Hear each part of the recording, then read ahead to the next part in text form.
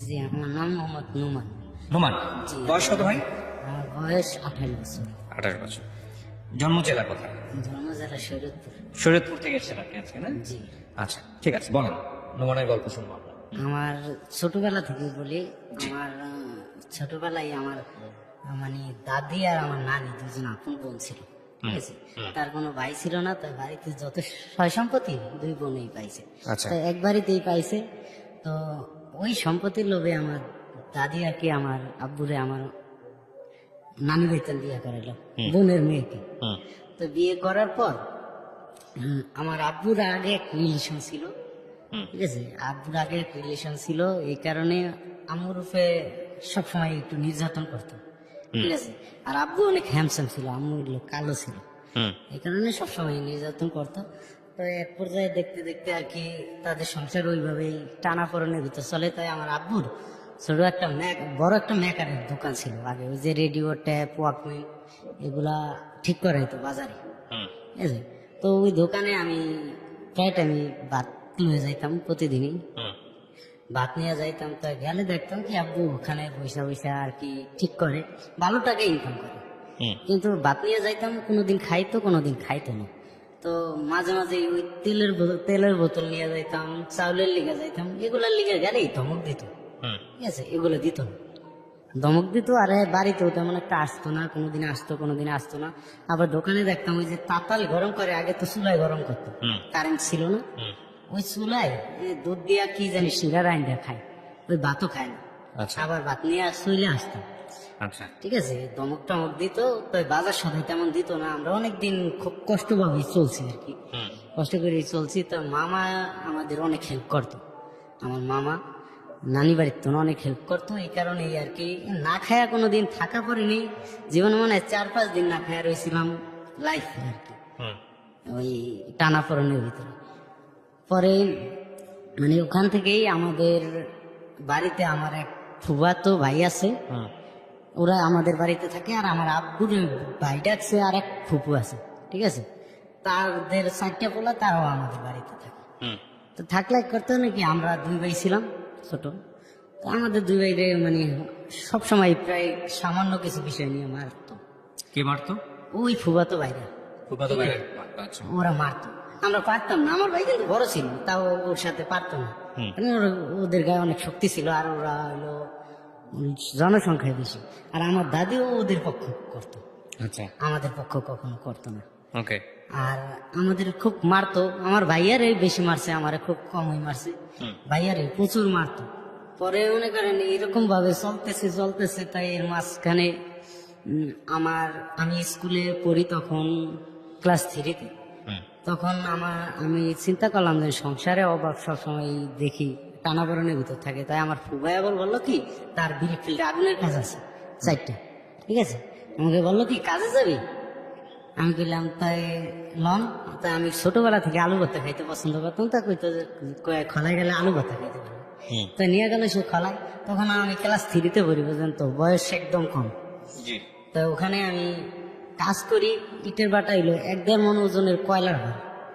এটা মানে নিতে পারি না, খুবই কষ্ট হয়। জি। আমি কয়লার স্টাকের চিপে যায় কান্না করি, তখন ইয়ে বয়স করে কত কান্না। আপনার এই কয়লা যখন নিচ্ছেন? তখন বয়স আমার 10 থেকে 11 হবে। লেখাপড়া তো হয় না। লেখাপড়া হয়নি তখন আইসা। এই যে স্পটটা, এটা কি ছোটবেলা থেকেই ছিল, জন্ম থেকে? না, না, এটা আরো পরের ঘটনা। এটা আরো পরে। আচ্ছা, ঠিক আছে, বলেন তারপর। পরে আমি ওই টাইমে খোলায় গেলাম। তখন আমার ভাইয়া, আমার বড় যে ভাইয়া, ওই ভাইয়া অনেক সুন্দর ছিল আর কি, ছোটবেলায় অনেক সুন্দর ছিল। আমার মা বলতো কি ওরে হিন্দু মুসলমান 12 জাতি কুলে লইতো, ঠিক আছে, সুন্দর দেখতে। তো ওর চেহারায় দু একটা এইরকম দাগ করা ধরছে, ঠিক আছে। ওর চেহারায় দু একটা দাগ করা ধরছে। তাই আমি কি এগুলা কিসের দাগ, আমার চেহারায় তখন ছিল না। আচ্ছা।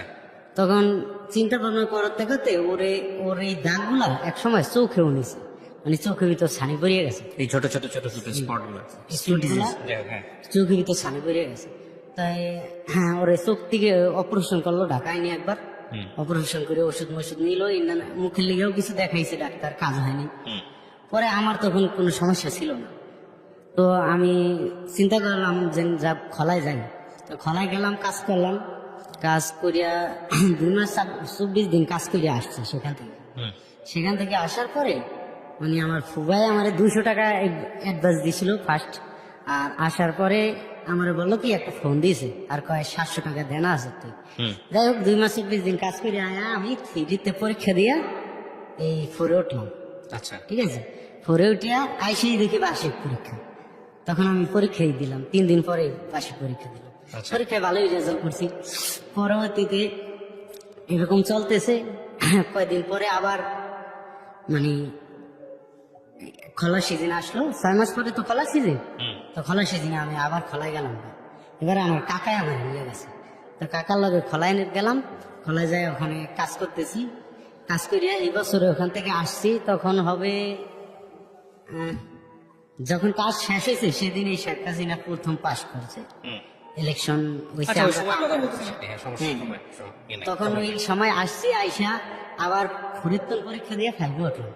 আচ্ছা এর মাঝখানে আমার ওই স্কুলে একটা মেয়েরে ভালো লাগিয়ে গেছে। ভালোবাসা তো তখন ছিল না, খুব ভালো লাগতো ওই মেয়েটাকে।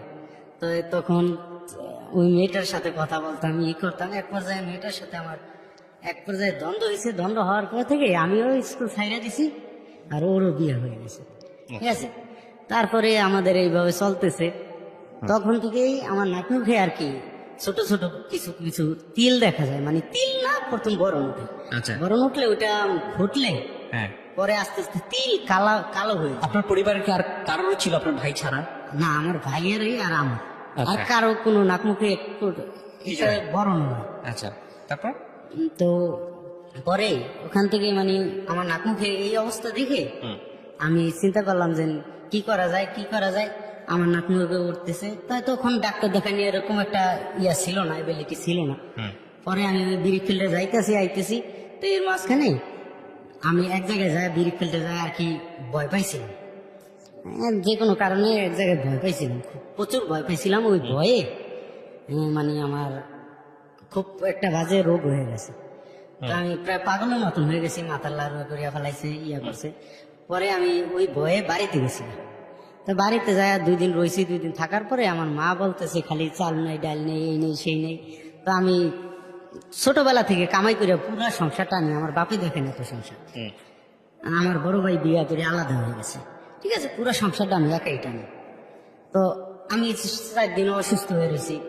এখন চাল নেই, ডাল নেই, এ শুনলে আর কি ভাত খেতে ভালো লাগে না। তো আমি গোসা করি ওই সময় আইসা করতে লাগছি। যাই হোক আমার দূরেও রাখছে পর আমি ওখান থেকে আইসা চিন্তা করলাম কি করা যায়, আমি তো বিড়ি ফিল্ডে কাজ করা যাবে না, খুব শরীর শুকিয়ে গেছে, অনেক রোগ ধরছে।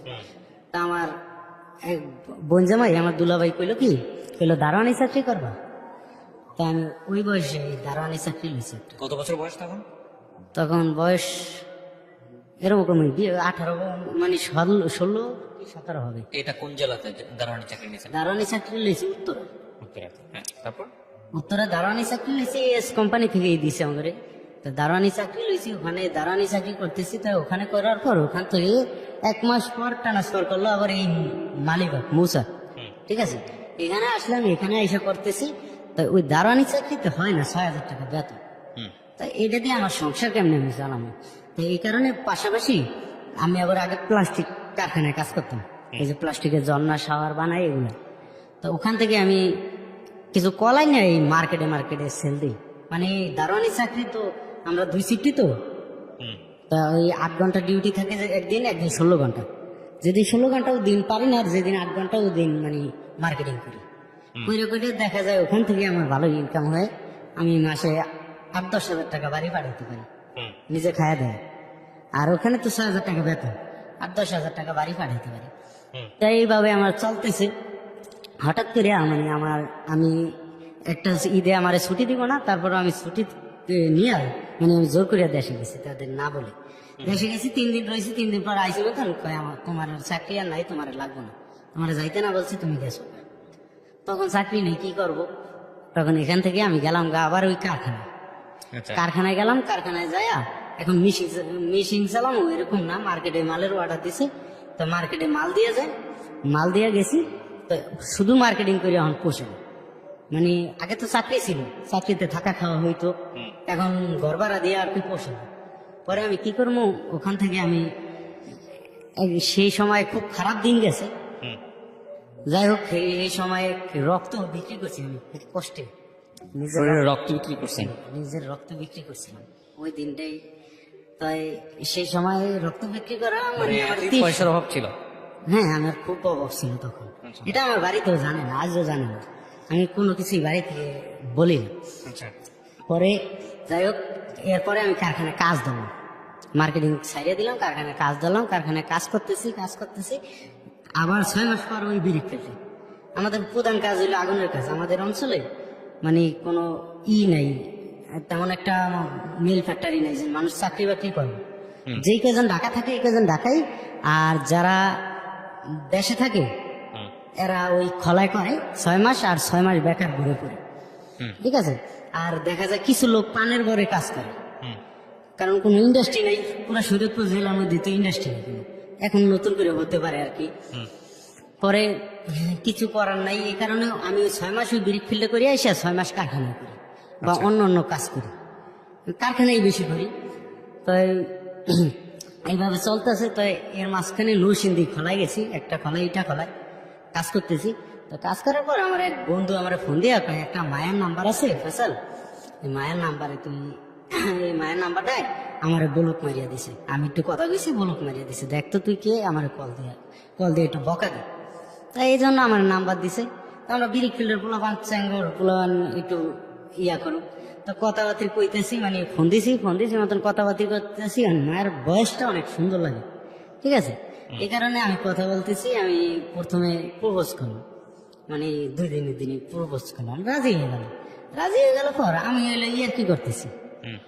3 দিনের দিন হঠাৎ করিয়া ও ফোন দিয়ে আমার বলতেছে যে না, আপনি সিটারি করলেন কি আমার লাগে, আপনি বেইমানি করছেন, আমার ধোকা দিয়েছেন, কান্দে দিয়েছেন। আমি কি কারণ কি, আপনার পরিচয়টা আমি জানি, এই কথা কইছে মতন। মানে আমি কি হ্যাঁ জানছো তো কি হয়েছে, কয় তাই আপনি আমার সাথে সিটারি করলেন, আপনি জীবনও আমার নিবেন না। আমি কি না, আমি সত্যি তোমার ভালোবাসি। তো সেই টাইমে আর কি ওর কান্না দেখিয়া আমি ইয়া হয়ে গেছি, তখন আমি একটা দুর্বল হয়ে গেছি। আমি বলছি যে এরকম আমি তোমাকে সিরিয়াসলি ভালোবাসি। তাই আমাদের রিলেশন তখন চলতেছে, ঠিক আছে। ও বলার পর ওই খলায় থাকতে আমি আমার বাবা মায়ের জানাইছি, ঠিক আছে। ওর বাবা মায়ের জানাইছে।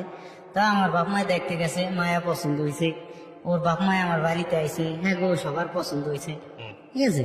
তো আমাদের বিয়ের দিন তারিখ কথাবার্তা চলতেছে। আমি কিন্তু খলায়, আমাকে কিন্তু দেখেনি। আচ্ছা। আমাকে দেখেনি, আর আমি না দেখা করেও কথা বলতেছি।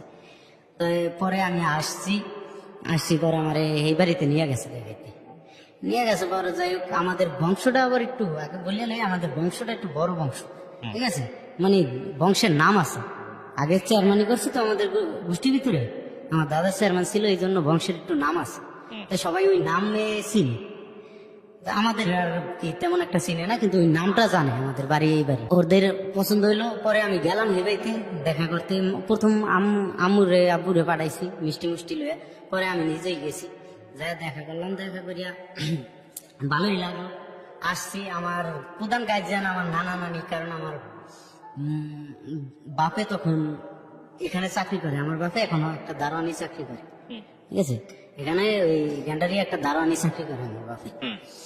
তাই আমি তখন করে জানাইলাম, ওখান থেকে আমি যায়া বিয়ার দিন তারিখ ঠিক হইলো, আমি আমার নানারে দেখাইলাম।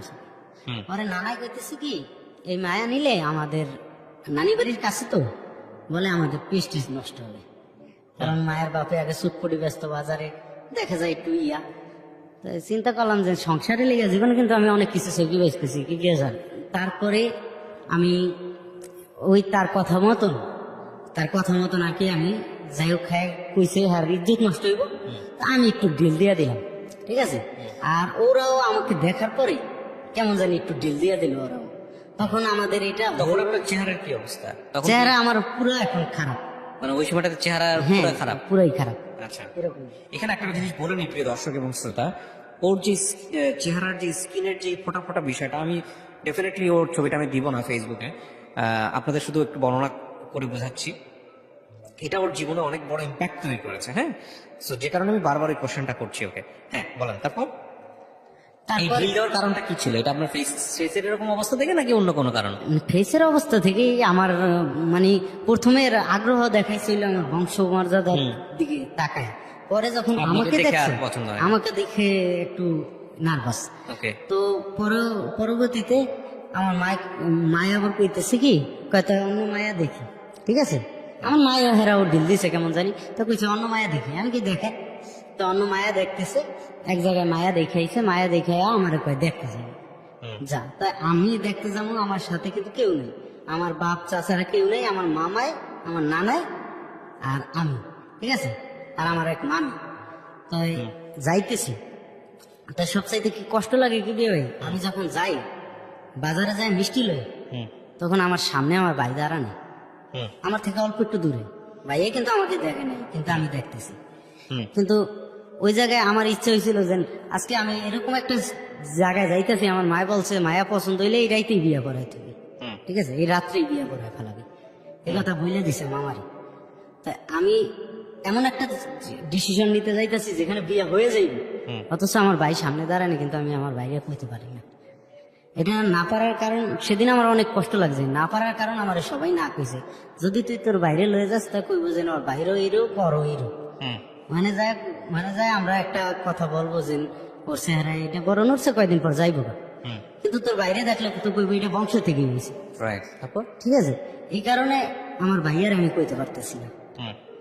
তো আমি সামনে দিয়ে যাই, অনেকক্ষণ ভাইয়ের দিকে তাকে আছি, পরে গেছি, যায় মায়া পছন্দ, হ্যাঁ পছন্দ হয়েছে, আমার দ্বারা জিজ্ঞাসা করে নেই, তখন হেরা কয় কি কয় আজকে রাত্রি বিয়ে করাইলাম, তো বিয়া পড়াইবো রাত তো অনেক হয়ে গেছে, এই কারণে বিয়া পড়াইবো না।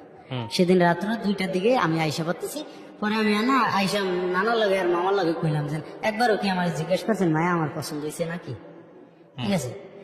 তো আমার আন্টি সেই সময় বললো যে এসএসসি পাস করছে মায়াটা, এই মায়াটা যেন তোকে দেয় এটা তোর কপাল, ঠিক আছে। তা এই কথাটা শুনে আমার খারাপ লাগলো যে কি এককালে আমি পৌঁছে গেছি, কি হয়েছে আমার খালি চেহারাটাই সমস্যা, এছাড়া আমি অনেক বন্ধু বান্ধবের সাথে চলি, আমার স্ট্যাটাসও অনেক আল্লাহ দিলে খারাপ না। তো পরে এই কথাটা বলছো, পরে আমি আচ্ছা আপনারা যা করেন। পরে পরের দিন বিয়া পড়াইলো, বিয়া পড়ানোর সময় এই সময় আমার কাকা কাকিরা কেউ নেই, আমার ফ্যামিলিগত ভাবে কেউ নেই। আর যেদিন বিয়া পড়াইছে, বিয়া পড়াইয়া রাত্রে আমার থেকে সবাই আইসা পড়ছে, আমি সেই বাড়িতে একা, ঠিক আছে। আমার বোন জামাইরা গেছিল, বোন জামাই গোসা করে আইসা পড়ছে, হয়ে গেছিল থাকার জন্য গোসা করে আইসা পড়ছে, তা আমি ওই বাড়িতে একা তখন। যাই হোক বিয়া হয়েছে, অনেক রাত্রে আমার ঘরে নিছে, ঠিক আছে। নেওয়ার পরে মানে ওরে আমি বললাম আর কিছু কথা, স্বামী স্ত্রীর যে কথাগুলো থাকে তাই বললাম। তো ও মানে কথা বলে নাই, শুধু কাঁদছে রাতে। তখন সকালবেলা, রাতে কিন্তু আমার চেহারা দেখেনি ওরকম ভাবে, কেউই খেয়াল করেনি এটা দিকে, ঠিক আছে, অতটা। কিন্তু সকালবেলা আমি রুমের ভিতর বসে আছি, আমার ওয়াইফ আর তার 2টা বোন, বড় 2টা বোন রুমে মানে ঘরের ভিতরে গলা ধরিয়া কান্নাকাটি করে, ওয়াইফ এবং তার বড় বোন, হ্যাঁ কান্নাকাটি করে।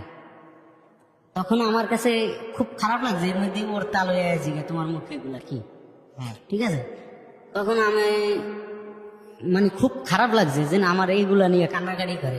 একটা জিনিস কি ভাই, যেমন মানুষে যে কুরবানি দেয় যখন গরু কিনে নিলে জিগে এই গরু কত ভাই, গরু কত, যত তোমার বাড়ি পর্যন্ত যায় অনেকেই জিগায়, ওটা তো একদিনের ব্যাপার। আর আমার এটা সারা জীবনের ব্যাপার, আমি জীবনভর শুনতেছি, রাস্তা দিয়ে হাইটে গেল একজনে জিজ্ঞাসা করে তো মুখে কি হয়েছে।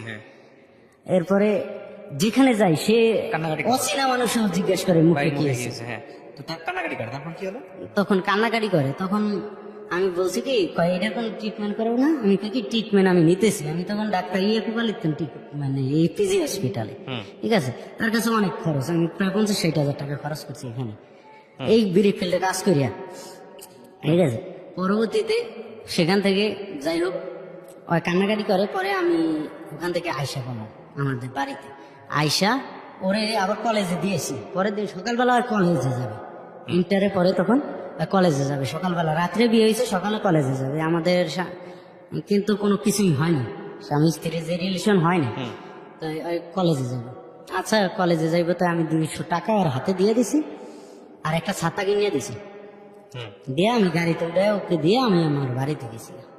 তো সন্ধ্যার দিকে আমি আমার বাড়ি থেকে, সন্ধ্যায় না আসরের দিকে আমি আমার বাড়ি থেকে আসতেছি ওদের বাড়ির উদ্দেশ্যে। তো পথের মাঝে আমার একজন ফোন দিল, ফোন দিয়ে কইতাছে আপনি কি মুক্তার হাসবেন? আমি বললাম হ্যাঁ। কয় আমি কিন্তু আপনার ওয়াইফের সাথে আমার আগে রিলেশন ছিল, আমাদের কাছে অডিও ভিডিও আছে, তার নানান কথা, ঠিক আছে, আপনি কিন্তু ওরে ছাড়িয়ে দেন। আমি বললাম যে ভাইয়া প্রেম ভালোবাসার এটির বিরোধিতা তো আমিও করি না, আপনার যদি পছন্দ থাকিয়া থাকে, রিলেশন থাকিয়া থাকে, আপনি বলেন ওদের ফ্যামিলিতে আইসা, নাইলে আপনার যদি ভয় করে তো এখন আসেন, আমি আসছি, আমি কথা বলে দেবো, ঠিক আছে, আপনি আসেন। না, ও উল্টাপাল্টা কথা বলে, বকাবকা করে। যাই হোক, তারপরে আমি কাইটে দিছি, কাইটে দিয়া এখন আমি আমার ওয়াইফের কাছে রাত্রে যাইয়া জিজ্ঞেস করি যে এরকম এরকম একটা নাম্বারে আমার ফোন দিল, ওর মায়েরও বলছি, বাপেরও বলছি, আর মা বাপেরও বলছি, এরকম এরকম ফোন দিয়ে বলতেছে, ওর নাম বলে, সবকিছু বলে, ডিটেলস পুরো বলে, ঠিক আছে, যে এই এই ব্যাপার, তো এটা কি করবে? পরে কয় না, অন্য কথা বলতে বলি, কয় বলবো না কথা।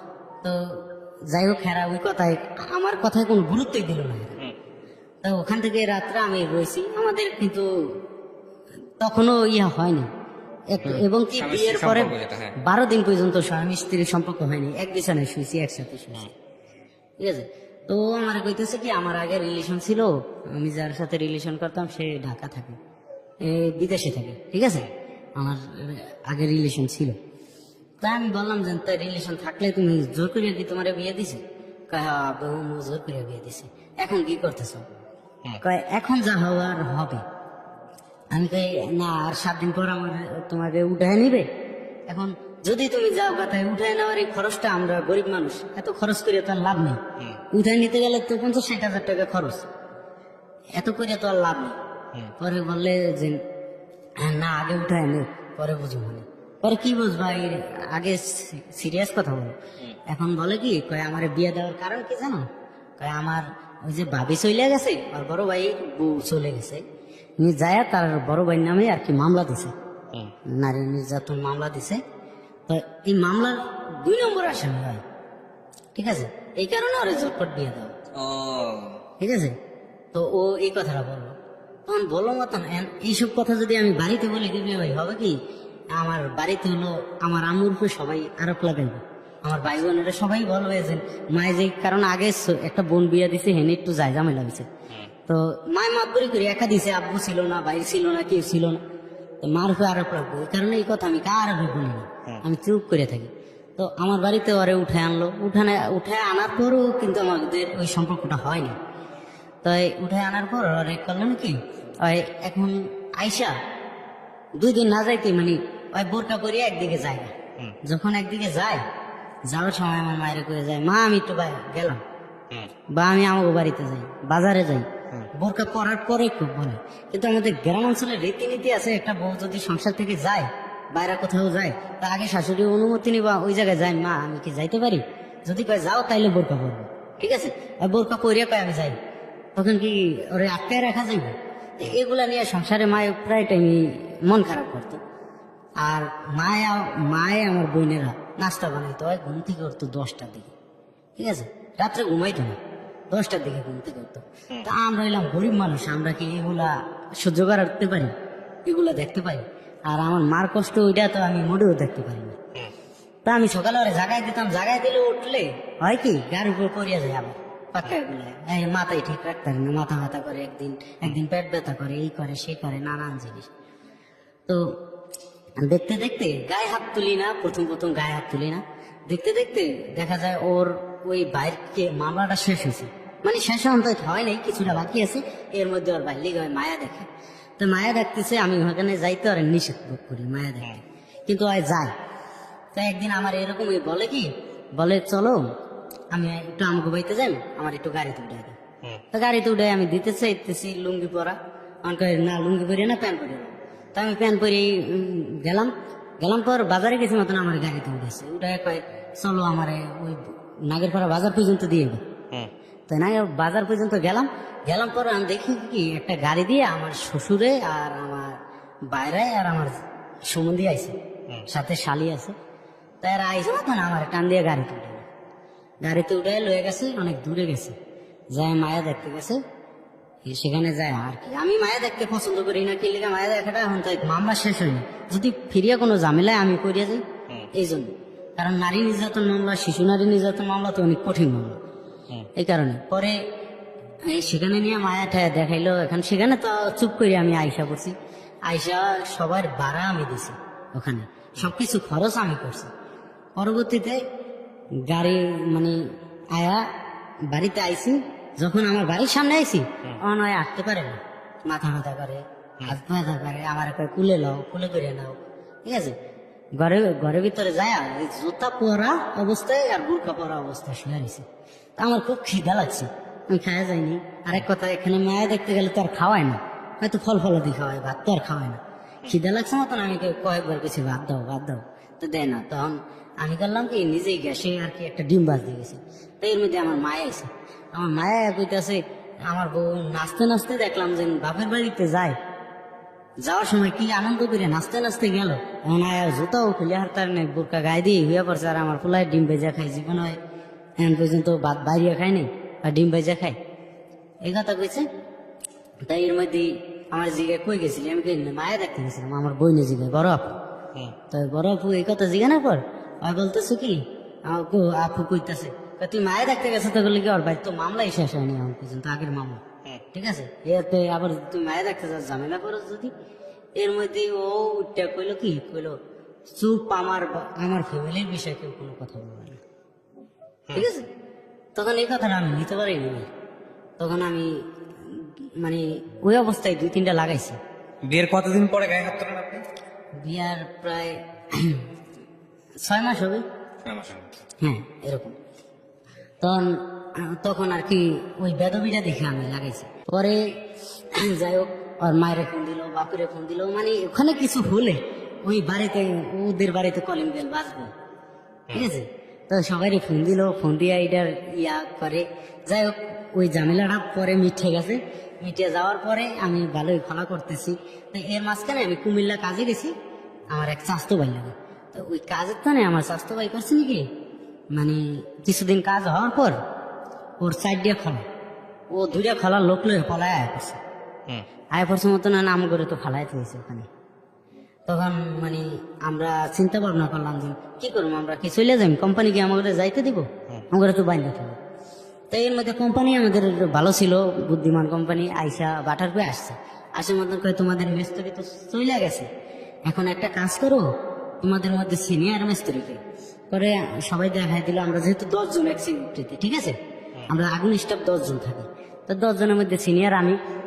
তাই আমাকে বললো ফয়সাল, আজকে থেকে তুমি সপ্তাহ নিবা, তুমি টাকা নিবা, আর সবার বেতন আমি নিজের থেকে দিব, ঠিক আছে, তোমাদের যা বেতন তা থেকে 1000 করে বাড়াই দিব, এই কথা বলো। তো বলার পরে আমি করলাম কি, ঠিক আছে। তো পোলাপানে বলতেছে, আপনি যদি রিস্ক নেন তার কাজ করুন, কোম্পানির রিক্সে আমরা কাজ করুন না, কোম্পানির আমরা চিনি না, আপনি তার টাকা উড়াইতেই পারুন বাড়িতে যায়, কিন্তু কোম্পানির তুমি তার উড়াইতে পারুন না, লাস্টে দেখা যায়। তো এই লাখ লাখ টাকার রিক্স কি আমরা নিতে পারি না। তখন আমি কইলাম, চিন্তা ভাবনা করিয়া এরপরে যুক্তি করিয়া লাস্টে রিক্স নিলাম পর কাজ করার পরে এই বছর এখান থেকে আইসি। পরের বছর ওই কোম্পানি আমার ফোন দিছে, সেই বছরই আমার ফোন দিয়ে ফয়সাল তুমি একটা কাজ করো, গ্রিফিল্ডটা এবার তুমি চালাও, ঠিক আছে, তুমি চালাও, তোমার এই দিয়ে দিই। পরে আমি বললাম কি, আমার বয়সে তো গ্রিফিল্ডের মিস্ত্রি হওয়া সম্ভব না, কারণ লেবার চালাইতে অনেক টিট লাগে, মানুষের বারবার তিক লাগে, আমরা হইলাম পোলাপান মানুষ, আমাকে কথা সবাই শুনবো। তারপরে চিন্তা ভাবনা করলাম, মিস্ত্রি হইলে তো আল্লাহ দিলে ভালোই টাকা ইনকাম করা যায়, তো সংসারের হাল অবস্থাও দেখা এই মিস্ত্রির কামটা নিলাম পর লেবার চালাইতেছি। তাই এই বছর আমি প্রচুর টাকা মাই খেয়েছি, এটা মানে এই 3 বছর আগের কথা বলি। তো এখানে আমার ওয়াইফের কিছু কথা বলতে চাই আমি। আমার ওয়াইফের প্রথম কথা হলো, আমার ওয়াইফ খুব মিথ্যা কথা বলে, মানে ও একদিন আমার ফোন দিয়ে বলতেছে কি, তুমি কি আমার থেকে 500 টাকা নিয়েছো? আমি বললাম কি, না, কিসের টাকা? কয় আমি তো 500 টাকা খুঁজে পাই না। আমি বললাম কি, তোমার টাকা দিয়ে কালকে তুমি নাকের ডাকিয়েছো, মনে নেই তোমার? পরে বলে কি, হ্যাঁ মনে পড়ছে তো। এর মধ্যে না না শোনেন, এগুলো সংসার জীবনে খুব টুকটাক বিষয়, এগুলো খুব বড় কোনো বিষয় না। তার আগে আপনি আমাকে বলেন, সংসারটা কি আপনার এখনো আছে নাকি সংসার ভেঙে গেছে? না, সংসার আছে। সংসার থাকলে আপনি তবে যদি সবচেয়ে কিছু বলেন। প্রবলেমটা হলো কি, আমার এই কিছুদিন আগে আমি যখন বাড়িতে আমি খুব অভাবনটা নিয়ে আছি, কারণ জানেন তো এখন বিড়ি ফিল চলে না, কয়লার দাম বাড়িয়ে গেছে, এই কারণে বিড়ি ফিল এখন চলে না। টাকা পয়সা দিয়ে খুব সমস্যায় আছে আমি। আর আমাদের কোনো কাজও নেই, আমি এখন 500 টাকা রোজের টাইসের কাজ করি ভাই। তো আমার ওয়াইফে আমাকে বললো কি, যে তুমি একটা কাজ করো, গেঞ্জির ব্যবসা করো, ঠিক আছে? তা আমি রাজি হয়ে গেলাম। তা গেঞ্জির ব্যবসা করতে তো টাকা লাগবে। তা আমি 20,000 টাকা আমার মারতে জমিনের উপরে নিছি, আর 50,000 টাকা কিস্তি উঠানোর জন্য একটা কিস্তিতে নাম দিছি। তা নাম দিছি মতন আমার পকেটে শুধু 3,000 টাকা আছে, আমার বড় ভাই তো না আছে। এই 3,000 টাকা দিয়ে আমার ওয়াইফ কিস্তি উঠাইতে গেছে, ঠিক আছে, বাপের বাড়ি কিস্তি উঠাইতে গেছে। আমি যা গাড়িতে উঠাই দিয়েছি, তো ঘরের চাবিটা যে নিয়ে গেছে, এটার ওরও মনে নেই, আমারও মনে নেই, ঠিক আছে? তখন আমি ওরে ফোন দিছি যে দেখো, আমি এরকম এরকম উদাম গায়ে খালি পাই বাইরা বাইরা ঘুরতেছি, তুমি একটু আসো চালু করিয়া। আমি তো না খাইয়া রয়েছি, কিছু রাইন দিয়ে থুয়া যাওনি। ও আসেনি, সকালেও আসেনি, বিকালেও আসেনি। তো রাইত হয়ে গেছে। পরের দিন সকালে আমি ফোন দিলাম, তুমি আসো। মায়া এসে বাড়িতে, মায়ও ঘরে ঢুকতে পারতেছে না, ঘর তালা দেওয়া। ওই আসে না পর আমার মায়ে ওর ভাইয়ের কাছে বিচার দিল যে তোমার বই নিয়ে এরকম এরকম কীর্তি করে, চাবিটা লয়ে গেছে, বলে না খায় ঘুরতে আছে, কাহিনী কি? এই কথা কইছে না তো। ওর ভাই কয় কি, কয় হ্যালে তো একটা সালিশি বসানোর দরকার। তা আমি কি, আজব ব্যাপার, ভালো সুস্থ সংসার, কিছু হয় নাই, সালিশি বসাইব কিছু না। আমি এই কথা হইলে রাগ কাইটে দিছি। তো কাইটে দেওয়ার পরে আর কি আমার বলতেছে কি, যে বিকালবেলা আমি ফোন দিয়েছি, কই তুমি আসো। কয় আমি আসুন না, তোমার মায়ে আমার বাড়ির কাছে বিচার দিল, কয় এটার আগে বিচার হইব, এরপর আসো, ঠিক আছে? এই কথা বলছে পর আমার মাথা গরম হয়ে গেছে। আমি বকাবকি করে এই রাত্রে পুগু বাড়িতে আমি গেছি। যা আমি চিন্তা করছি যে আমি আমার পোলাডারের লোমু আর চাবিটা লোমু আয় করতে লাগুন। তখনই আমার শ্বশুর শাশুড়ি দলে জিগাইব আমার কি হয়েছে বুঝলেন। তখন আমি বলবো যে এরকম এরকম আপনার মায়ের চাবি লয়ে আয় করছে, আরো কীর্তিকার খুলে করবো সবকিছু। তা আমি যাই, আমার যেরকম কথা, আমি যাই আমার পোলাডারে কুলে লইছি, আমার বাচ্চাটারে, আমার একটা বেবি আছে ফুটে, আমার বেবিটারে কুলে লইছে মতনই আমার শাশুড়ি এইভাবে হাতটা ধরছে, মানে ওর হাতটা লাগে ভাঙ্গিয়া যায়। তখন আমি রাগ হয়েছি মতন হেরা করছি নাকি, আমার গায়ে হাত তুলে আমার বাইর করে দিয়েছে ঘর থেকে বাইর করে দেওয়ার পরে মেম্বার চেয়ারম্যান খবর দিব, এই করবো সেই করবো। তখন রাত 2টা পর্যন্ত আমি ওখানে ছিলাম। 2টার পরে আমি আয়সা করছি, বাড়িতে আবার হেকু হইব, এই কারণে বাড়িতে জানাইনি। আমি রাস্তা দিয়ে আর কি রাস্তায় রাতটা কাটাই দিছি। সকালবেলা আমি বাড়িতে আইছি, বাড়িতে ভালো থাকতেছি। তো 2 দিন পরে মায়ের কাছে, মা লোকজন পাঠান লাগবো তো, নাইলে ভাই আইব না, আম্মাকে করে পাঠান। তো মায়া আমার শ্বশুর বাড়িতে যায় না, কারণ আমার বউ অনেক বছর ধরে আমার মায়ের মা কই ডাক দেয় না, 1.5 বছর হয়ে গেছে। আচ্ছা, প্রথম কথা হচ্ছে আপনাকে আমি একটু থামাচ্ছি। আপনি গল্পটা কেন বলতে চাচ্ছেন রেডিওতে? লাখ লাখ মানুষকে কেন আপনার স্ত্রীর গল্পটা শোনাতে চাচ্ছেন? শুধু এতটুকু আমাকে বলুন। লাখ লাখ মানুষের শোনানো, আপনার ঘরের গল্পটা কেন শোনাতে চাচ্ছেন? শোনানোর একটা কারণ কি জানেন ভাই? প্রথম কারণ হলো, আমার এটার মধ্যে আসার 3টা কারণ।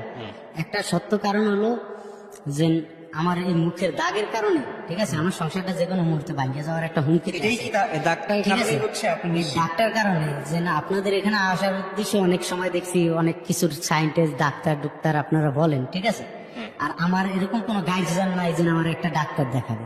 আচ্ছা, এটা একটা কারণ। আর আরেকটা কারণ হলো আমি, মানে একটা কারণ হলো এটা, আমার ভাবি, ঠিক আছে, আমার ভাবি আর আমার ভাই যখন আমাদের সংসার থেকে গেছে, মানে ওদের বাড়ি থেকে গেছে, তখন আমার বাইরে আর বাবির মধ্যে আমি একটু হয়েছিলাম, মানে আমার আমার ভাই মারতে চাই, ওই জায়গায় আমি সারাই দিতে গেছিলাম, ঠিক আছে। তো ঘরের ভিতরে আমি সারাই দিতে চাইছিলাম, আমি বাবির ওই দরজা দিয়ে বাইরে করে দিতে চাইছিলাম। তো ওর বাড়ির সবাই কইছে যে আমি ওর বাবির গায়ে হাত তুলছি, ঠিক আছে, বুঝলেন। এই কথাটা মানে এটা যে মিথ্যা কথা, এটা আপনি বলতে আসছেন, এটা আজ পর্যন্ত কেউ আমি স্বীকার করাইতে পারিনি, এবং কি কারো কাছে বললেও আমি বিশ্বাস করি না। আরেকটা কারণ বলেন। আরেকটা কারণ, আর 3য় কারণ হলো কি, যে আমি এখন খুব অভাবে আছি, ঠিক আছে, টাইসের কাজ করতেছি, এটা দিয়ে আমি আমার রুম ভাড়া দিয়া আমি ঢাকা শহর থাকার মতন এবিলিটি নাই, কিন্তু এমনি একা চলতে পারি। বাড়িতে টাকাও বাড়াইলে, বাড়িতে বউ যদি থাকে তো ঠিক মতো কারণটা চলবে। বলেন, এক্সাক্ট কারণটা বলেন। কিন্তু বউ বাড়িতে থাকতে চায় না, হ্যাঁ ঢাকা আইবো নাইলে আমার সংসার করবো না। ফাইনালি বইলা দিছে, ঠিক আছে সে ঢাকা আসবে নাইলে আমার সংসার করবে না। এখন ঢাকা আইনিয়া তার যেন চাকরি দিব একটা বা কিছু করব, এরকম কোনো এবিলিটি আমার নাই। আচ্ছা, আমি আপনাকে বলি, আপনি এতক্ষণ বলছেন তো আপনার মূল কারণের জায়গাটাই হচ্ছে আপনার ফেসের যে সমস্যাটা। হ্যাঁ, এটা হচ্ছে আপনার সবচেয়ে বড় সমস্যার জায়গাটা। আপনি শুরু থেকে এটার জন্য অনেক সাফার করছেন। এই ফেসের কারণে জীবনে অনেক কিছু আমি হারাইছি। রাইট। এরকম হয়েছে, লঞ্চের ভিতরে আমি বসতে গেছি, ঠিক আছে আরেকজনের পাশে বসি, আমার এই ফেসের এই অবস্থা দেখে মনে করছে আমি হিরোন ছি না গাঞ্জাটি। আমি কিন্তু হিরোনও খাই না, জীবনে গাঞ্জাও জীবনে ধরি নেই, অথচ এর পাশে আমার বসতে দেবে না। আমি এই যে এতনি বড় হয়েছি না, এই জীবনে একটা বিয়ে খাইছি। আমার এত বন্ধু বান্ধব, আমার এত ভালোবাসে আমার, কিন্তু কোনো অনুষ্ঠানে আমার নেই না, ঠিক খুব আছে কষ্টকর, শুধু আমার এই ফেসের কারণে। খুবই কষ্টকর। আমি আপনাকে একটা কথা বলি ভাই, কিছু মনে করেন না। যেটাতে আপনার হাত নাই, হ্যাঁ, সেটা মেনে নেওয়াটাই উত্তম। এখন আপনি বলতে পারেন যে এটা তো আপনার দোষে হয় নাই, আজকে যে চেহারার মধ্যে যে জিনিসটা হয়েছে এটা আল্লাহ দিছে আপনাকে। কেন হয়েছে, কিভাবে হয়েছে আপনি জানেন না, আপনি আপনার সামর্থ্যের মধ্যে ট্রিটমেন্ট করতেছেন, ঠিক আছে। আর আপনি সমাজ বদলাইতে পারবেন না রাতারাতি। এখন জন্মগত যদি হতো তাহলে আমার চেষ্টা করতাম না, যে জন্ম আমি থেকে বলি আল্লাহ- আপনাকে, শেষ করি, সেটা হচ্ছে আপনি যেভাবে চেষ্টা করে যাচ্ছেন আমরা নিজেরাও জানি না এটা আসলে স্কিন ডিজিজের ক্ষেত্রে কে আপনাকে হেল্প করতে পারবে ভালো, বাট আপনার তরিকায় আপনি চেষ্টা করতে থাকেন, এটা হচ্ছে মূল কথা। আর আমি আপনাকে যে কথাটা বলতে পারি, পুরো গল্প শুনে ধরেন আপনি পৃথিবীর বিখ্যাত বিখ্যাত ডাক্তার দেখাইলেন, কিন্তু রোগ ভালো হলো না, হইতে পারে তো, হ্যাঁ হতে পারে। পারে কিনা? তো যদি নাই হয় রোগ ভালো, তাহলে এটা নিয়ে অভিযোগ করে লাভ আছে? না তারপরে মানে আপনাদের পুরো দুনিয়াটা চেঞ্জ করতে পারবেন? চেঞ্জ করতে পারবো না, কিন্তু পুরো আমাদের দুনিয়া চেঞ্জ করতে পারবেন না, আপনি নিজেকে চেঞ্জ করতে পারবেন। নিজেকে চেঞ্জ করাটা জরুরি। যেটাকে আপনাকে আল্লাহ দিছে আপনি সেটাকে ভালোবেসে ফেলেন। আল্লাহ যদি এটা এইভাবে সন্তুষ্টি থাকে, আপনি তো আল্লাহ বিশ্বাস করেন মানুষ নাকি, আল্লাহ যদি এতে সন্তুষ্ট থাকে আপনি এটাই সন্তুষ্ট থাকেন, এটার মধ্য দিয়েই হয়তো কোনো একটা ভালো কিছু হবে। এভাবে চিন্তা করেন, আপনি যদি ভালোভাবে চিন্তা করেন ভালো কিছুই হবে, ঠিক আছে। এই হচ্ছে বিষয়। আর দ্বিতীয় কথা হচ্ছে যেটা, যে আমি অবশ্যই মনে করি আপনি আপনার সামর্থ্যের মধ্যে চেষ্টা করতে থাকেন। আপনার এই মুখের বিষয় নেই, কে আপনাকে সাজেস্ট করবে কোন ডাক্তারের কাছে যাবেন, তারপরে দেখা গেল আরো খারাপই হয়েছে, তখন কি হবে? এখন যেটা আছে সেটা তো মোটামুটি আলহামদুলিল্লাহ ভালোই, খুব একটা খারাপ অবস্থায় নেই, এর থেকেও তো খারাপ হতে পারে। হতে আমি এমন একজন মানুষকে ইন্টারভিউ করছিলাম, জানি না উনি আজকে শুনতেছে কিনা, ওনার অসুখের নাম হলো অ্যাক্রোমেগালি, সম্ভবত অ্যাক্রোমেগালি নাকি এই জাতীয় নাম। চেহারা পরিবর্তন হয়ে যায়, মানুষ থেকে দানবের মতো দেখতে।